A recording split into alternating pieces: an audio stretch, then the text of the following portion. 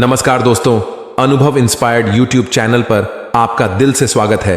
दोस्तों, आज की वीडियो आपकी जिंदगी बदल सकती है, इसीलिए इस वीडियो को आखिर तक ध्यान से देखना। दोस्तों, एक राजा था जिसने अपने राज्य में क्रूरता से बहुत सी दौलत इकट्ठा करके एक तरह शाही खजाना, आबादी से बाहर जंगल, एक सुनसान जगह पर बनाए तहखाने में सारे खजाने को खुफिया तौर पर छुपा दिया था। खजाने की सिर्फ दो चाबियां थीं। एक चाबी राजा के पास और एक उसके एक खास मंत्री के पास थी। इन दोनों के अलावा किसी को भी उस खुफिया खजाने का राज मालूम न था। एक रोज किसी को बताए बगैर राजा अकेले अपने खजाने को देखने निकला। तहखाने का दरवाजा खोलकर अंदर दाखिल हो गया और अपने खजाने को देख देख कर खुश हो रहा था और खजाने की चमक से सुकून पा रहा था। उसी वक्त मंत्री भी उस इलाके से निकला और उसने देखा कि खजाने का दरवाजा खुला है। वो हैरान हो गया और ख्याल किया कि कहीं कल रात जब मैं खजाना देखने आया था तब शायद खजाने का दरवाजा खुला रह गया होगा।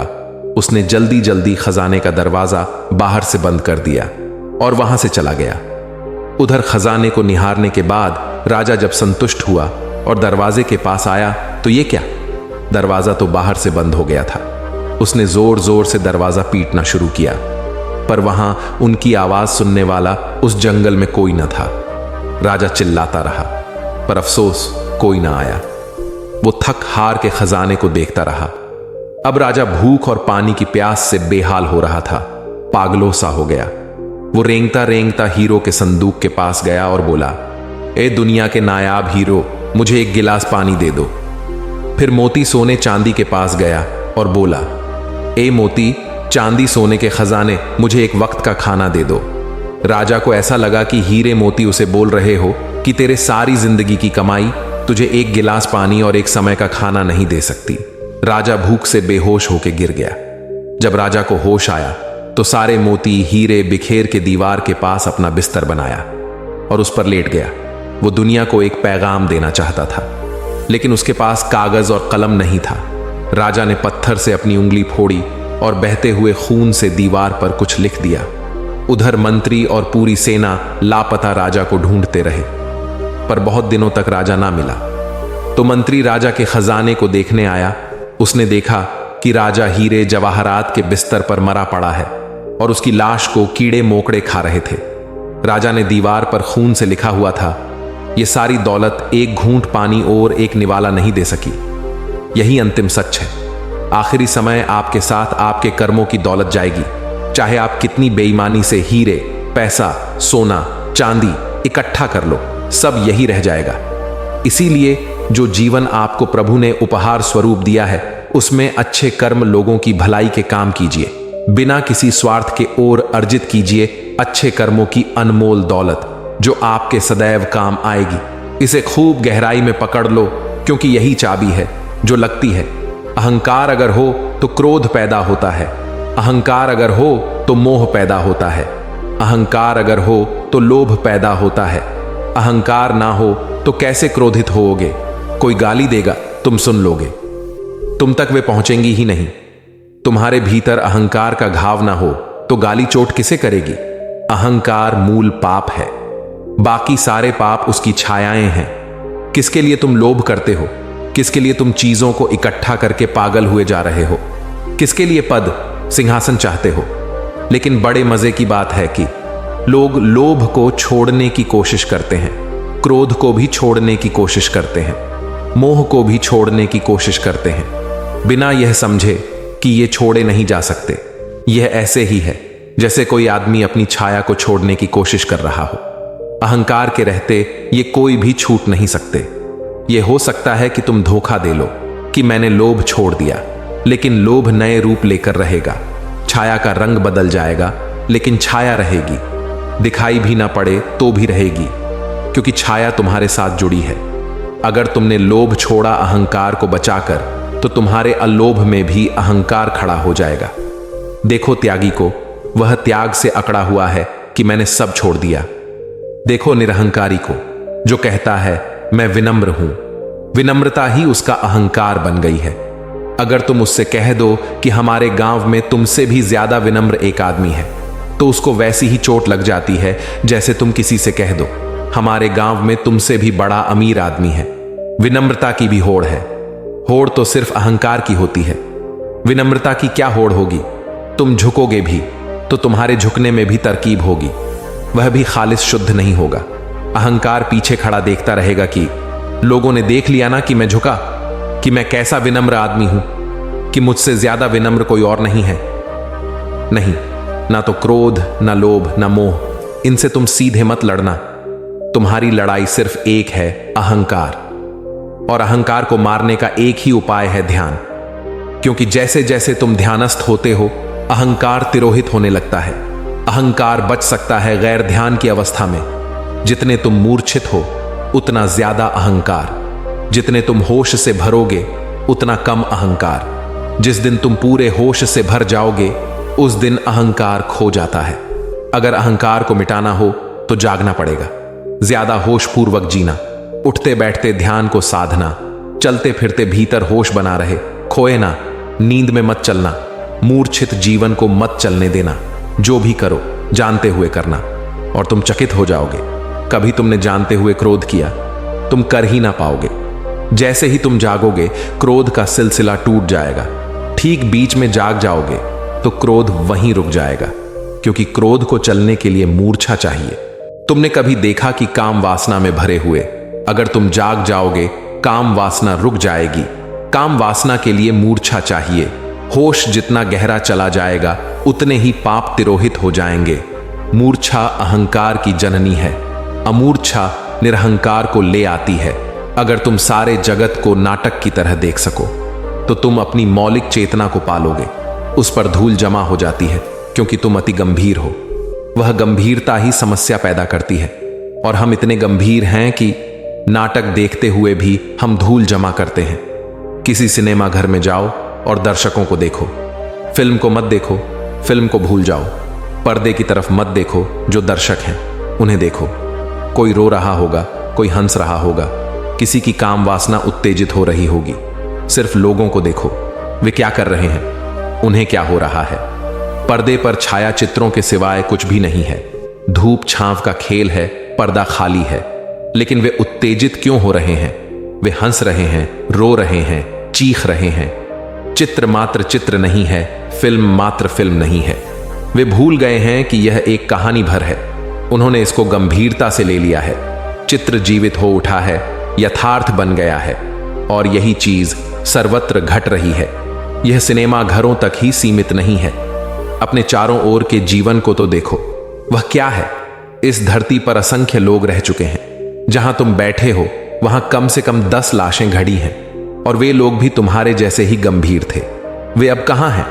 उनका जीवन कहां चला गया? उनकी समस्याएं कहां गईं? वे लड़ते थे, एक एक इंच जमीन के लिए लड़ते थे। वह जमीन पड़ी है और वे लोग कहीं नहीं हैं। और मैं यह नहीं कह रहा हूं कि उनकी समस्याएं समस्याएं नहीं थीं। वे थीं जैसे तुम्हारी समस्याएं समस्याएं हैं। वे गंभीर समस्याएं थीं, जीवन मरण की समस्याएं थीं। लेकिन कहां गईं वे समस्याएं? और अगर किसी दिन पूरी मनुष्यता खो जाए तो भी धरती रहेगी, वृक्ष बड़े होंगे, नदियां बहेंगी और सूरज उगेगा। और पृथ्वी को मनुष्यता की गैर मौजूदगी पर ना कोई खेद होगा ना आश्चर्य। मनुष्य की अशांति, मनुष्य के मन के भीतर निरंतर का द्वंद्व, तनाव, मनुष्य की बेचैनी एक ही बात से जन्म पाती है और वह है मनुष्यों के व्यक्तित्वों में बहुत सी परतों का होना। मनुष्य एक नहीं है, बहुत सी परत है। शरीर है, शरीर की एक परत है और शरीर की परत की अपनी वासनाएं हैं, अपनी इच्छाएं हैं। शरीर का अपना आकर्षण है, अपने मोह, अपने लोभ, अपनी कामनाएं हैं। फिर शरीर के भीतर मन की परतें हैं। मन की अपनी वासनाएं हैं, अपनी आकांक्षाएं हैं और मन के भी भीतर बुद्धि है, विवेक है। उस विवेक की कामना बिल्कुल भिन्न है और इन तीनों परतों की वासनाओं में आपस में बड़ा विरोध है। शरीर कहता है कुछ करो, मन कहता है कुछ और करो, विवेक सुझाता है कुछ और तब मनुष्य के भीतर एक भीड़ हो जाती है, संघर्ष की, एक उपद्रव, एक अराजकता हो जाती है। अगर मनुष्य केवल शरीर होता तो कोई अशांति ना होती। अगर मनुष्य अकेला मन होता तो भी कोई अशांति ना होती। अगर मनुष्य केवल आत्मा होता तो भी कोई अशांति ना होती। इसलिए पशु मनुष्य से कम अशांत हैं, क्योंकि पशुओं के पास शरीर ही है। मन की थोड़ी सी झलक है, और जितनी झलक है उतनी अशांति वहां भी है।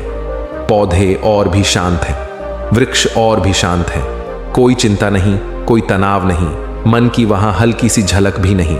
मनुष्यों में भी जितना विचारशील व्यक्ति होगा उतना अशांत हो जाएगा, जितना बुद्धिहीन व्यक्ति होगा उतना कम अशांत होगा।